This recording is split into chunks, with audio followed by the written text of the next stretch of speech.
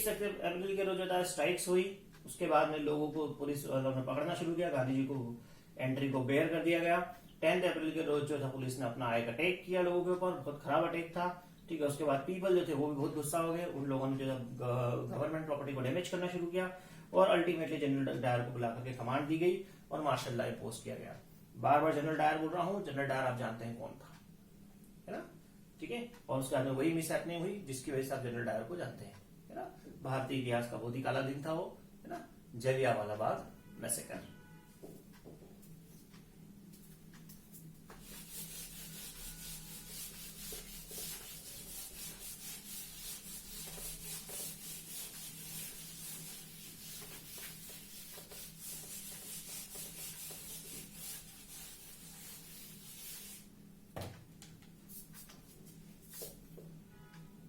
अप्रैल 1919 Jallianwala Bagh massacre, है ना। जलियांवाला बाग घटना घटती है। क्या हुआ घटना में समझिएगा, आप लोग पहले भी पढ़ चुके, हालांकि फिर बताता हूं। हमारे जनरल डायर साहब जो है ना, ये गार्डन था जिसके अंदर जलियांवाला बाग, वहां एंटर करते हैं। उस बाग में क्या हो रहा था, 13 April was the day of Baisakhi, people had arranged over there. वो लोग जो थे, लोग वहां पर बैसाखी का फेस्टिवल सेलिब्रेट करने के लिए आए थे, है ना। People had gathered to celebrate Baisakhi, ठीक है। बैसाखी का फेस्टिवल सेलिब्रेट करने के लिए आए थे जलियांवाला बाग अमृतसर में, ठीक है। और इनमें क्या होता, कुछ जो थे, कुछ हमारे पॉलिटिकल एक्टिविस्ट भी थे, है ना, जो लोग क्या करने के लिए आए थे, दे थॉट टू डिस्कस, है ना। वो लोग डिस्कस करना चाह रहे थे कि ब्रिटिश लोग जो कर रहे हैं कितना गलत वो काम कर रहे हैं, कितनी गलत तरीके से वो उन लोगों को सप्रेस करने की कोशिश कर रहे हैं। तो few activists also joined to discuss the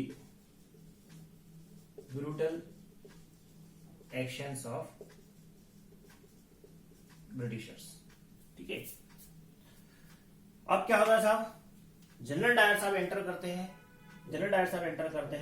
exits को लॉक करते हैं, एग्जिट पॉइंट जो थे उनको बंद करते हैं और उसके बाद में पूरी पब्लिक के ऊपर गोलियां बरसा देते हैं, है ना। इनडिस्क्रिमिनेट फायर, है ना, बिल्कुल आधाधुंध गोलियां बरसती है ना। And many people lost their lives, ठीक है।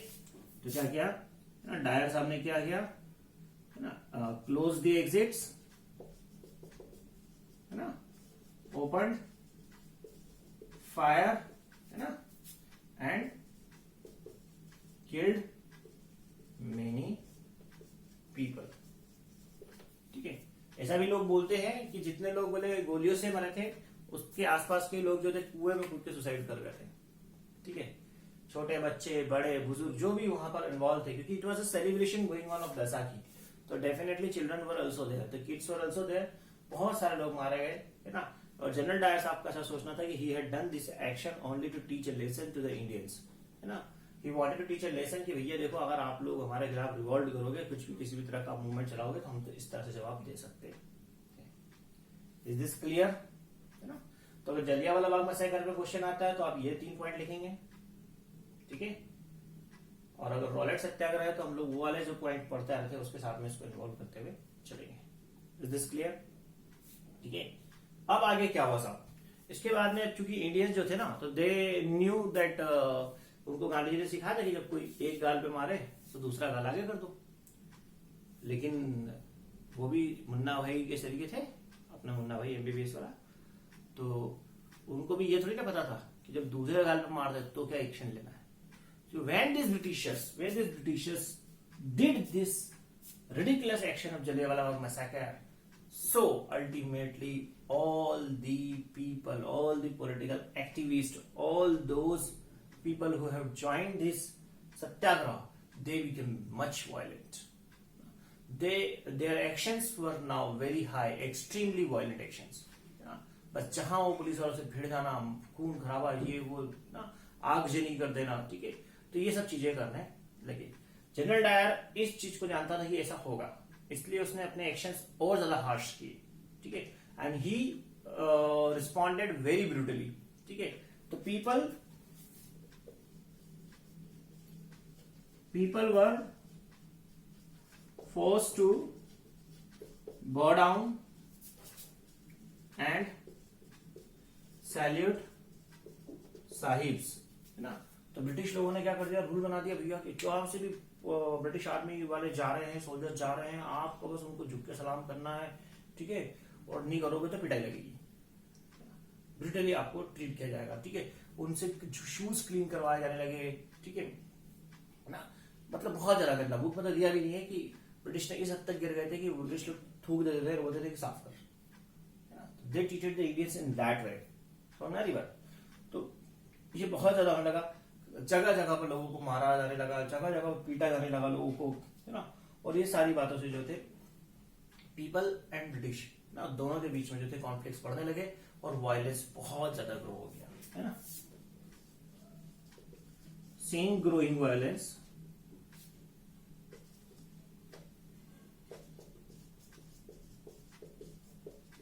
गांधी जी ने क्या किया फिर, कॉल्ड आउट दी मूवमेंट। क्या किया गांधी जी ने, जब देखा कि भैया वायलेंस तो बढ़ता ही जा रहा है, बढ़ता ही जा रहा है, तो ultimately he just called off the movement. उन्होंने कहा कि I stop Rowlatt satyagraha, I announce the closing of Rowlatt satyagraha. और इस तरह से रॉलेट सत्याग्रह जो था वो बीच में ही कहीं पर बंद हो गया, विदाउट अ सक्सेस, समझ रही बात, विदाउट अ सक्सेस। तो अब इसके बाद में साहब जो है ना कि रॉलेट सत्याग्रह तो गया, लेकिन आदमी नहीं गया था, आदमी की हिम्मत नहीं टूटी थी। तो दो satyagraha was close but still he wanted, still Gandhi ji की जो डिटर्मिनेशन थी, है ना, वो स्ट्रांग थी, and he wanted to start another movement, है ना। But this time he had learn something from the Rowlatt satyagraha. उन्होंने क्या सीखा था, उन्होंने सीखा था कि अगर मूवमेंट सक्सेसफुल करना है तो कहीं ना कहीं सारे रिलीजन के लोगों को इन्वॉल्व करना पड़ेगा। He understood that without the presence of Hindus and Muslims together, okay, no victory can be achieved. तो उनका अब अगला टारगेट था कि हिंदू और मुस्लिम को साथ में लेकर के आया जाए, समझ में, ठीक है। अब शुरुआत कौन करे, कैसे करे, है ना। तो उसके लिए एक बहुत ही बढ़िया हमको अच्छा एक ऑप्शन मिला, और कैसे मिला हम उसको समझते हैं, और कैसे गांधी जी ने जो था हिंदू मुस्लिम को साथ में खड़ा किया, और कैसे जो था अपनी आगे मूवमेंट को चलाया, देखते हैं। हम लोग total nationalism in India, nationalism in India में हम लोग देख रहे हैं कि किस प्रकार से हमारे देश में जो था नेशनलिस्ट फीलिंग्स को स्प्रेड किया जा रहा है।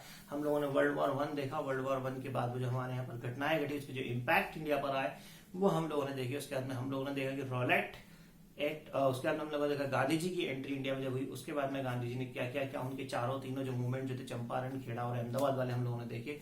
उसके बाद हम लोगों ने देखा रॉलेट एक्ट क्या था, कैसे इंडिया में ब्रिटिश लोगों ने जबरदस्ती इंपोज किया, और हम लोगों ने देखा उसके अगेंस्ट में रॉलेट सत्याग्रह किस तरह से गांधी जी ने चलाया, कैसे रॉलेट सत्याग्रह की चलाने का जो रिस्पॉन्स जो उसके अगेंस्ट में जो थे जनरल डायर साहब ने जलियांवाला बाग में जिक्र किया, और अल्टीमेटली जो थे किस तरह से वायलेंस बढ़ता हुआ देख करके गांधी जी ने अपने मूवमेंट को कॉल्ड ऑफ किया। इतना देखने के बाद में हम लोग आगे बढ़ते हैं, हम लोग देखते हैं आज कि उसके बाद में कौन सी ऐसी घटना हुई जिससे हिंदू और मुस्लिम जो थे एक प्लेटफॉर्म पे एक साथ आने को तैयार हुए। तो इसको देखते हैं हम लोग, और इसको हम लोग शुरू करते हैं इंटरनेशनल लेवल से। हम लोग फिर से जाते हैं वर्ल्ड वॉर 1 पर।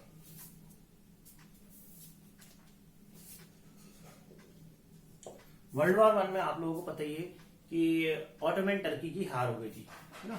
तो Ottoman Turkey you know very well, तो ऑटोमन टर्की जो थी उनकी हार हो गई थी, और जितने भी मुस्लिम्स वर्ल्ड वाइड रहते थे उन सबके हेड, है ना, head of the Islamic scholars बोल सकते हैं हम लोग, उनको बोलते थे खलीफा, और वो होते थे कौन, आपके ऑटोमन टर्की के किंग, ठीक है।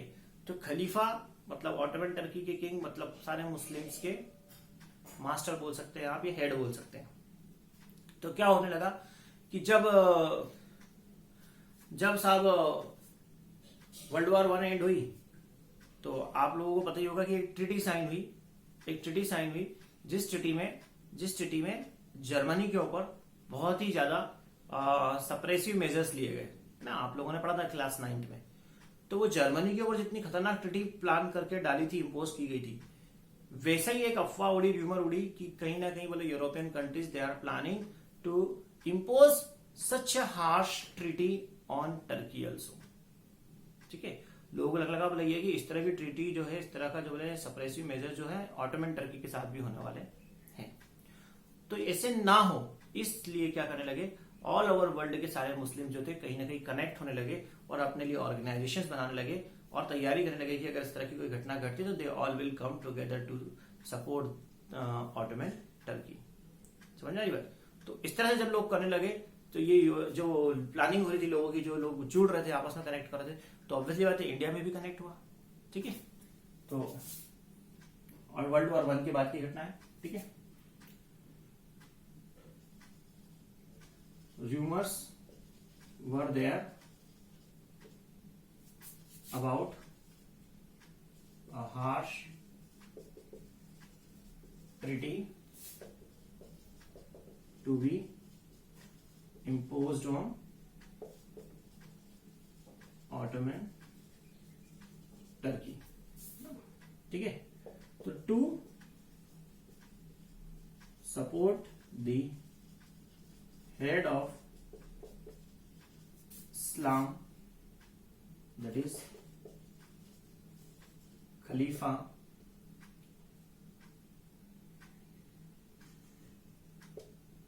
in Mumbai, in Bombay, I will write Bombay, in March 1919, Khilafat committee was set up by Muslims। ठीक है, इंडियन मुस्लिम्स ने क्या किया था, इंडियन मुस्लिम्स ने खलीफा को सपोर्ट करने के लिए एक कमेटी बनाई जिसका नाम था खिलाफत कमेटी। एक कमेटी बनाई जिसका नाम था खिलाफत कमेटी। खिलाफत मतलब अगेंस्ट किसी के जाना। ठीक है, तो रिवॉल्यूशन बोल सकते हैं हम इसको, है ना। तो ये कमेटी जो थी, रिवोल्ट कमेटी जो थी, ये कमेटी जो बनाई गई थी, किससे बनाई गई थी, ऑटोमन टर्की के खलीफा को सपोर्ट करने के लिए। कब बनाई गई थी, मार्च 1919 बनाई गई थी। कहां बनाई गई थी, बॉम्बे में बनाई गई थी। मार्च 1919 बॉम्बे में बनाई थी। ठीक है, तो इस तरह से घटना घटी थी ये। ठीक है, ये जो कमेटी बनाई थी, इस कमेटी के कुछ यंग लीडर्स थे, मोहम्मद अली एंड शौकत अली। मोहम्मद अली एंड शौकत अली। तो मोहम्मद अली और शौकत अली जो थे ना, यंग लीडर्स थे इसके खिलाफत कमेटी के, और ये लोग पहुंच गए किसके पास, गांधी जी के पास। ये गांधी जी के पास गए और इन्होंने जाकर के कहा कि गांधी जी बोले हम चाह रहे हैं कि आप हमारा सपोर्ट करें और एक ऐसा मूवमेंट लॉन्च किया जाए जिसमें जो है हमारी खिलाफत कमेटी को सपोर्ट मिले सभी लोगों का, और जो है कैसे भी करके हम लोग जो हमारा ऑटोमन टर्की जो है उसके खलीफा को हम लोग इस तरह की किसी भी हार्श ट्रीटी से बचाए। ऑटोमन टर्की को, पूरे देश को किसी भी प्रकार की ब्रूटल जो ट्रीटी है उससे बचाए, है ना। तो गांधी जी जो थे उन्होंने इसके अंदर अपॉर्चुनिटी देख ली। ठीक है, तो Mohammad Ali Shaukat Ali made Gandhi ji to seek help in their movement. ठीक है, तो गांधी जी जो थे उन्होंने अग्री कर दिया, बोले बिल्कुल सही। बोले लेकिन बोले हम आपका सपोर्ट करते तो आपको भी हमारा सपोर्ट करना पड़ेगा। बोले अपन एक ऐसा मूवमेंट बनाते हैं जो खिलाफत भी हो, है ना, खिलाफत भी हो, पूरी ब्रिटिश के अपन अगेंस्ट करे, खिलाफत प्लस स्वराज। तो गांधी जी ने क्या किया, अपनी बात रख दी सामने कि द मूवमेंट शुड बी खिलाफत प्लस स्वराज। खिलाफत और स्वराज का मिला जुला मूवमेंट होना चाहिए। ठीक है, वो भी अग्री कर गए, और इस तरह से देखा जाए तो एक बड़े मूवमेंट की तैयारी होने लगी साहब। ठीक है, लेकिन अब बड़े मूवमेंट की तैयारी होने लगी तो बहुत सारे लीडर्स नाराज हो गए, बोले मुस्लिम्स के साथ। समझना, 2 बार नाराज हुए थे, 2 अलग अलग बातें। This time they were saying कि why are we taking Muslims in Congress, और why are we taking Muslims in our movement ना। तो पहली बार इस बात पे लोग थे नाराज। तो उन लोगों को गांधी जी ने जो था कन्विंस किया। कब किया, ये बहुत इंपॉर्टेंट क्वेश्चन है, एनटीएसी में कई बार पूछा जा चुका है। ठीक है, नोट डाउन कर लीजिएगा, पेन पेपर निकाल लीजिएगा। निकाल लिया पेन पेपर, ठीक है। सितंबर 1920, सितंबर 1920 at the Congress session of Calcutta. क्या बोल रहा हूं मैं? कैलकाटा सेशन ऑफ कांग्रेस या Congress session of Calcutta, one and all same thing. कब? सितंबर 1920। क्या हुआ? Gandhi ji convince the leaders ना, Gandhi ji convince the other leaders for the need of Khilafat plus swaraj movement, है ना। क्या बोल रहा हूं मैं? Gandhi ji convinced other leaders for the need of this movement. Remember, इसको तो याद करो। Calcutta session of Congress September 1920। What did Gandhi ji do? Gandhi ji convince the other leaders of Congress to start off और to for the need of a movement in which Muslims will also be involve. Is this clear? पक्का है ना। Sessions याद करना सारे जितने भी आएंगे, बिल्कुल गड़बड़ मत करना।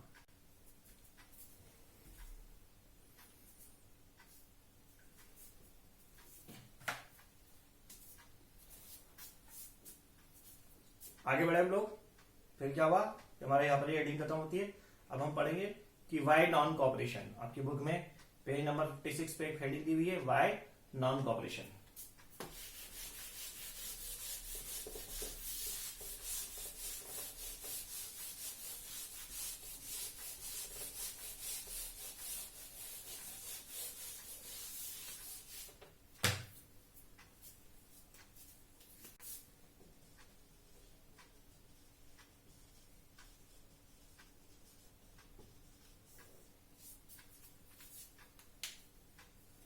वाई नॉन कॉपरेशन, कि नॉन कॉपरेशन ही क्यों सा, है ना।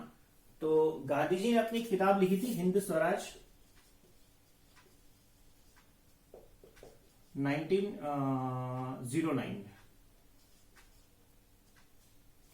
और इस बुक में कहा था गांधी जी ने कि British have established in India, British have subjugated India only because of the cooperation given from Indians. Okay, क्या कहा था कि अगर हमारे देश में वो आकर के जम पाए हैं तो उसके पीछे यही कारण है कि हम लोगों ने उनको कोऑपरेट किया है। If we stop cooperating them, है ना, they will immediately leave the country. क्या कहा था गांधी जी ने कि if we stop cooperating the Britishers would leave in a year, कि एक साल में ब्रिटिश लोग जो इंडिया छोड़ करके भाग जाएंगे अगर हम लोगों ने उनको कोऑपरेट करना बंद कर दिया। चीज समझना, आज की परिस्थिति में भी यही चीज है। If we stop buying foreign goods within a year, the foreign companies will go off, चली जाएगी।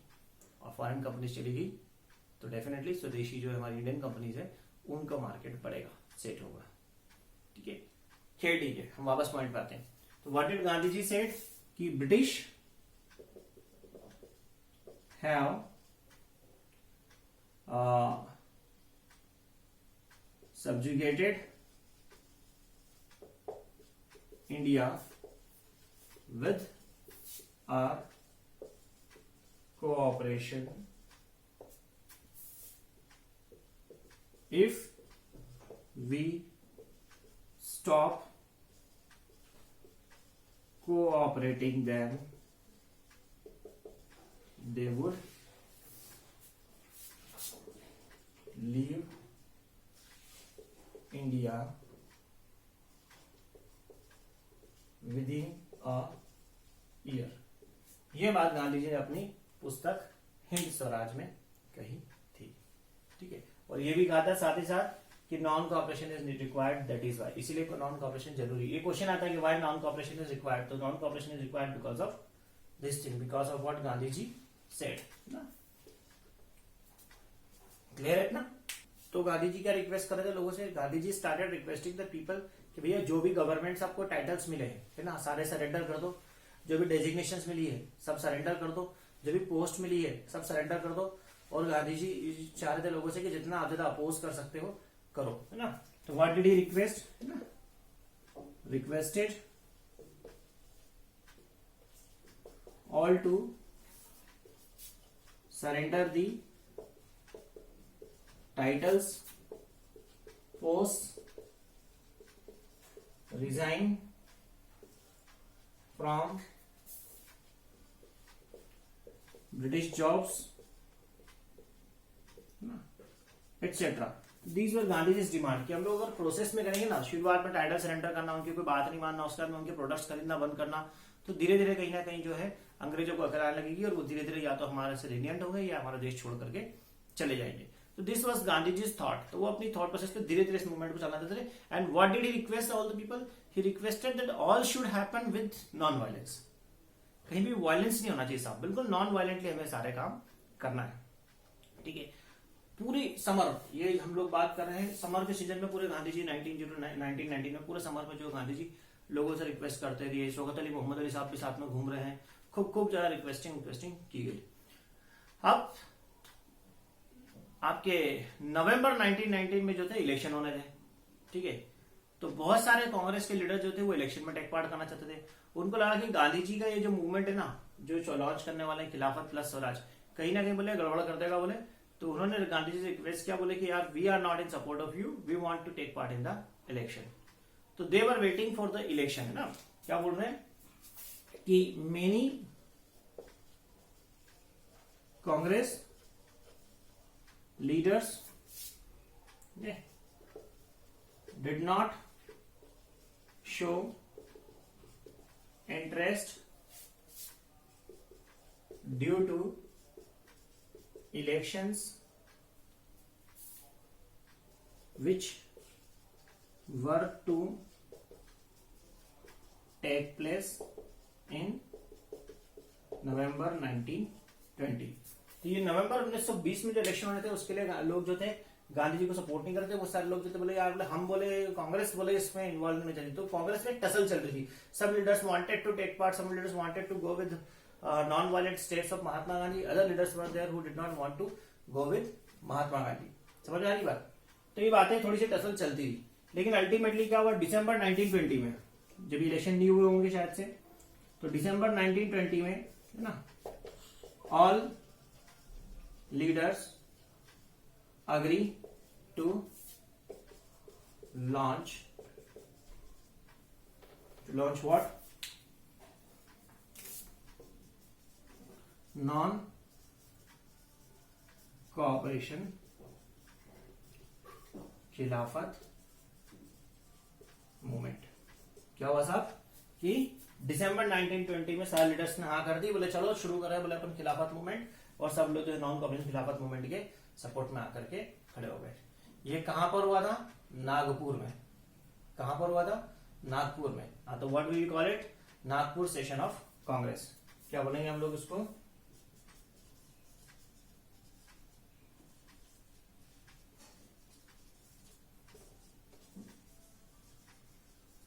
ठीक है, कि नागपुर सेशन ऑफ कांग्रेस। तो क्वेश्चन आएगा कि नागपुर सेशन ऑफ कांग्रेस में क्या होता है। नागपुर सेशन ऑफ कांग्रेस में गांधी जी ने जो था सारे लीडर्स जो थे वो सब अग्री कर गए थे, है ना, to start the non cooperation Khilafat movement.